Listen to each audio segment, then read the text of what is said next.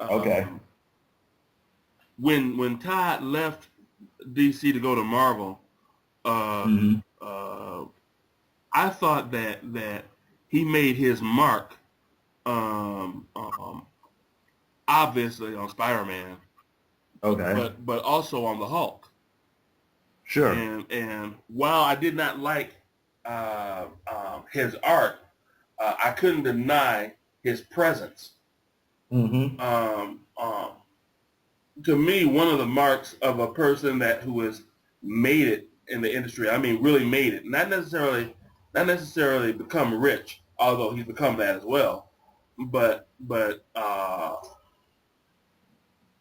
when you bring a vision that you can have be a template for other people to go by Hmm. Sure. is when I think you've actually made it.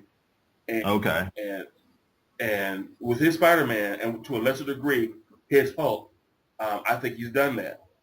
Sure. Because with the Hulk, if you look at the artists before him, most of whom I think could draw circles around him, there's a whole bunch of people.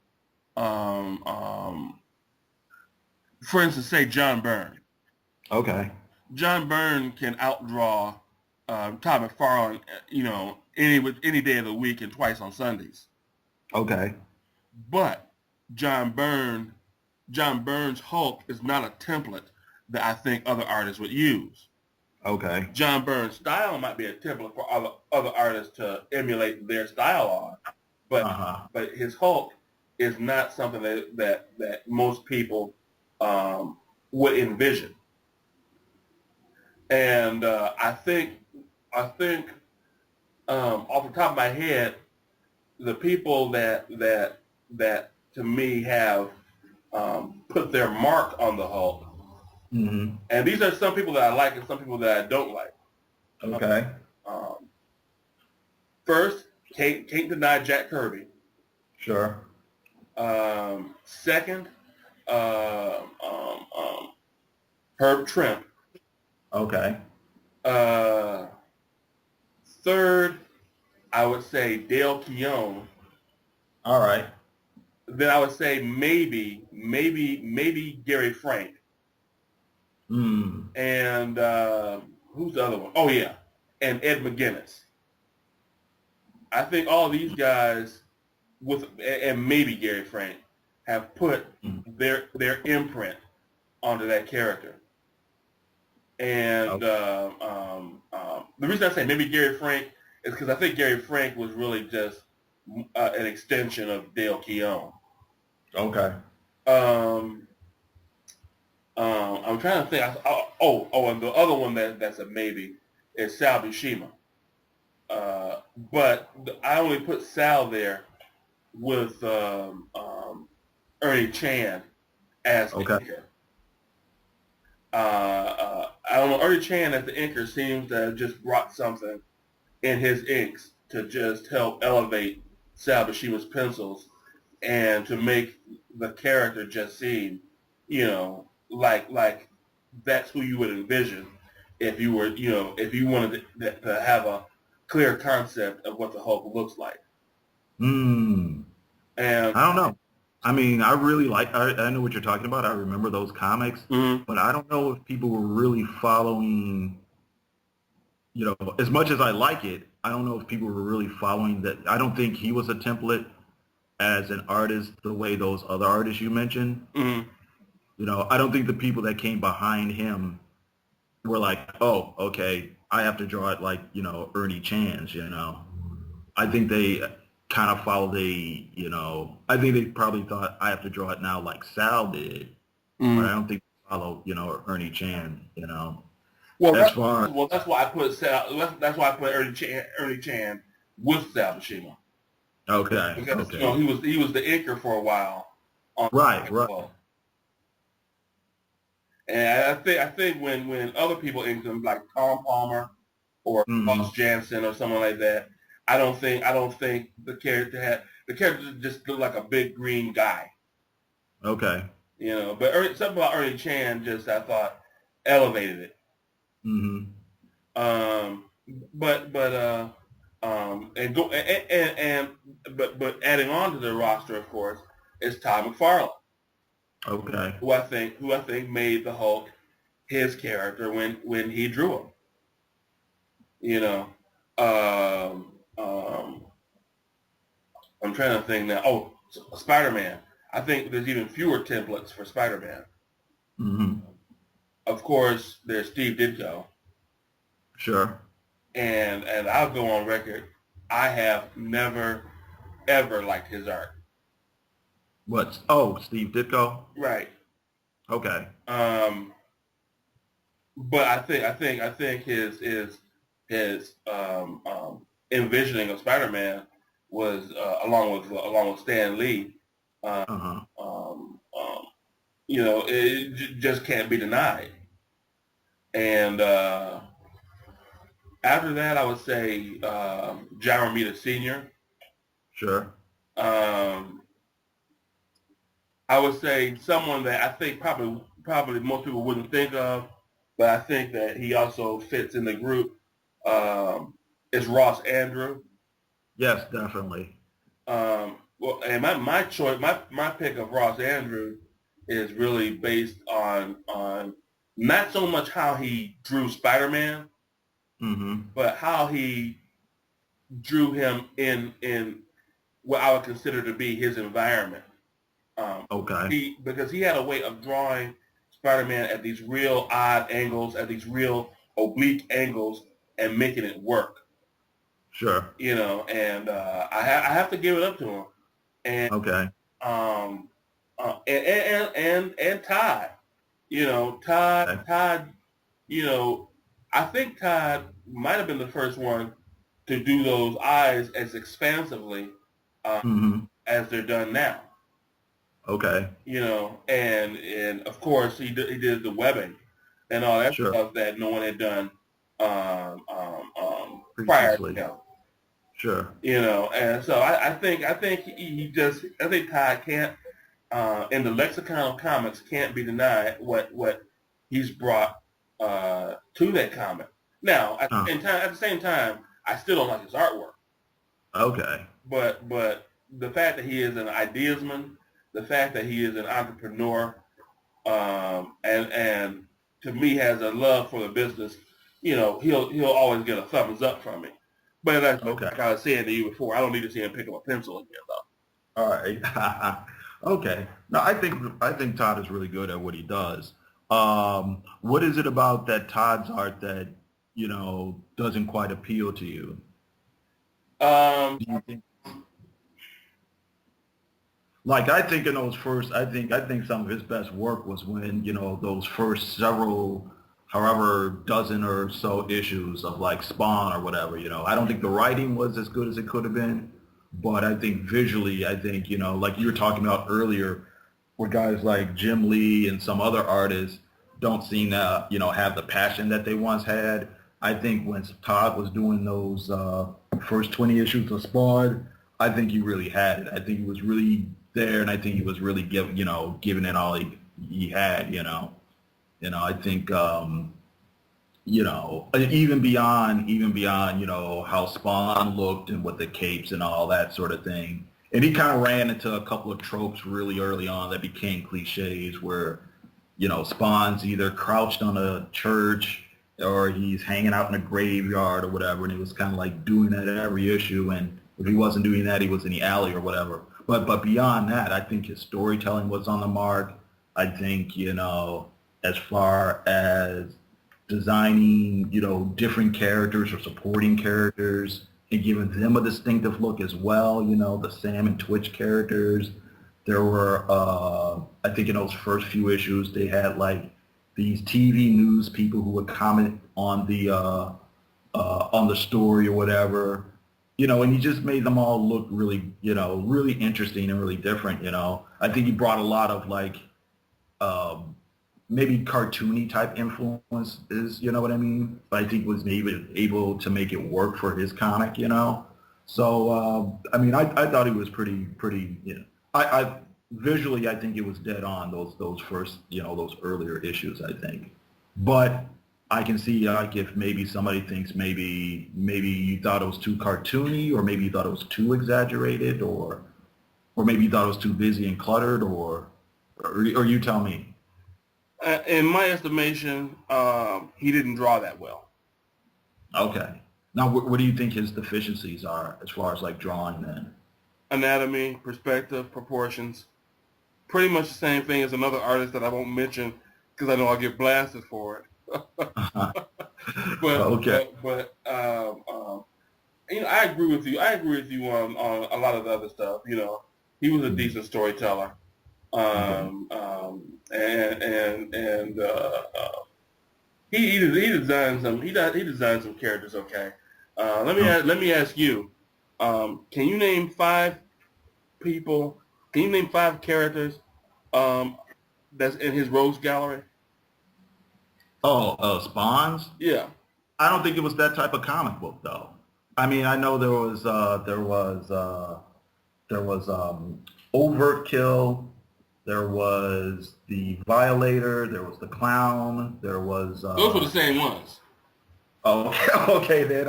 Well, you can tell I haven't read it in a long time. Uh, then that's who I know. That's who I know. There was some guy who I think was supposed to be the devil or something, but I'm not too sure because I had stopped reading it at that point. But I don't think that's. I mean, I don't think it was that type of comic though, as far as having a rogues gallery. You know what I mean? I think he started out that way, but then I think it moved more to the supernatural realm, and I think that's what it became more about. You know, for good or for bad. It's just like this. It's just like this. Uh, Frank Miller, when Frank Miller was doing Daredevil, Daredevil only had three antagonists. You know, for however many years Frank was on it, it was everything was the Kingpin, Bullseye, or Elektra, or the Hand Ninjas, or Thugs or whatever. But he was able to get good stories out of those reoccurring It villains. wasn't over 200 issues though. Well, that's true. That's true. That's true. But but I was gonna make a point though. I was gonna make a point as far as Todd McFarlane's drawing ability. I'll just throw this out and then we'll roll, or we'll go to the next thing though, or the next another aspect of Todd or whatever. I was gonna say I understand what you're saying as far as Todd and his anatomy and his perspective and things, but I think he's one of those guys that kind of like broke the rules, but he kind of knew the rules first, you know. Well, that now you're gonna have me ask you a question that I didn't even think I was gonna. I didn't even think it was even possible for me to ask, given what you just said. Because I get the whole idea of you can break the rules when you know what the rules are. I Hmm. understand that premise, but what you're gonna have to do now is provide me with the issue number of whatever comic that he has shown that he adhered to the rules to begin with.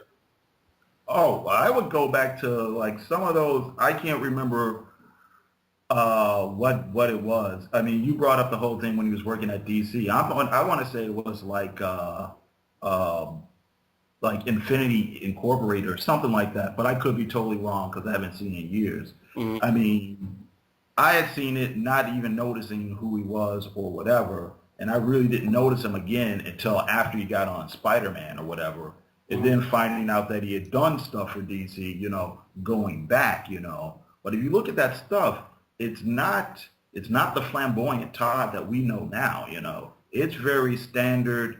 Here's some superheroes, 70s superheroes. We're standing in the room. The chair is over here, and that's it. Mm-hmm.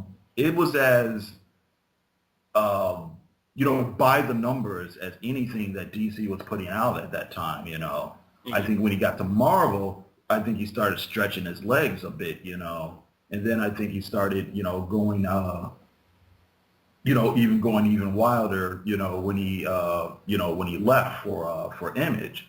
But even in those spawns, I think he had a pretty decent, eye of composition and things. It was never confusing as to where your eye was supposed to go. as far as what's going on in that particular panel. That's storytelling, though, Ed. Okay, but those are rules he knew, and the whole thing with like his exaggerated capes and things like that. I mean, sure, obviously that's not how fabric works, but that's him stretching it to make it look more dazzling and flamboyant. The fact that he could draw, well, I think I brought up Sam and Twitch. Sam's the skinny guy, Twitch is a fat guy or whatever, and they look, like I said, they look goofy and cartoony and exaggerated, but you can't get there unless you have some idea of how human bodies are structured. It's like this. Let me throw this out. I don't think Rob Liefeld could have drawn Sam and Twitch as well as Todd McFarlane can, because I don't think he has a good grasp of anatomy. You know what I mean? I don't think. I agree. I agree with that. However, however bad Rob is, I think he can draw a skinny guy and a fat guy. I don't think he can. I don't think. The thing is, being able to basically draw a pole and be able to draw a sphere. Well, not everybody can do that. No, don't get me wrong. I'm not talking about he would draw them proportionately correct. I'm talking about I'm saying draw a round shape and a straight shape. It's not easy drawing round shapes and straight shapes. It's actually really difficult to do it correctly. And then to exaggerate it for your desired effect, you have to know how to draw it correctly at first. Yeah, I'm gonna have to look back. I wanted to look at those. I wanted to look up those Infinity Inc. Comics. See. It might not be Infinity. It might have been Justice Society or whatever he was doing. Well, I'm gonna look back on them and see if I can get a few of them from the quarter bin, and and get back with you on that. Okay. But again, I do have respect for what Todd has brought to comics. To me, there's no denying him. Okay. In the overall, but but this is the last thing that I want to say, Todd related. I think that the best work that Todd has done, no. Let me rephrase that. I think the best work that I've seen,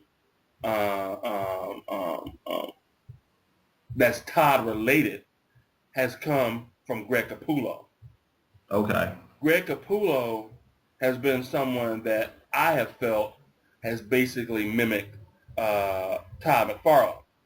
Mm-hmm. And I felt that the strongest difference was that he applied the rules of drawing to drawing. And that's why his work, I think, will always be, artistically speaking, the best thing so far that has appeared in Spawn, even though Todd McFarlane inked them. Todd McFarlane basically inked, in my view, a better version of himself. Okay. Now, Greg may not be quite the storyteller as Todd, but I think in terms of figure work and setting a figure within an environment, I think he wins out hand over fist. Okay, that's fair. I actually kind of agree with that. I think that's fair. Yeah. So I don't know. Anything else you wanted to add on the Todd part? I was just going to say something about Todd, or not Todd. I was actually going to say something about Greg Capullo. I would really like to see him do like a real, just straight ahead, like horror comic book, or something like maybe like Ghost Rider or something like that. Actually, I would have liked to have seen like David Finch like do Ghost Rider or something, and just something that's really dark and weird and twisted. You know what I mean? And that he's not writing. Right. Yeah, that's it. Yeah. Are there any other artists that you think maybe you know, maybe had their day in the sun maybe a few years ago, but people don't talk about as much that you would like to see, or maybe you would like to think should get more accolades or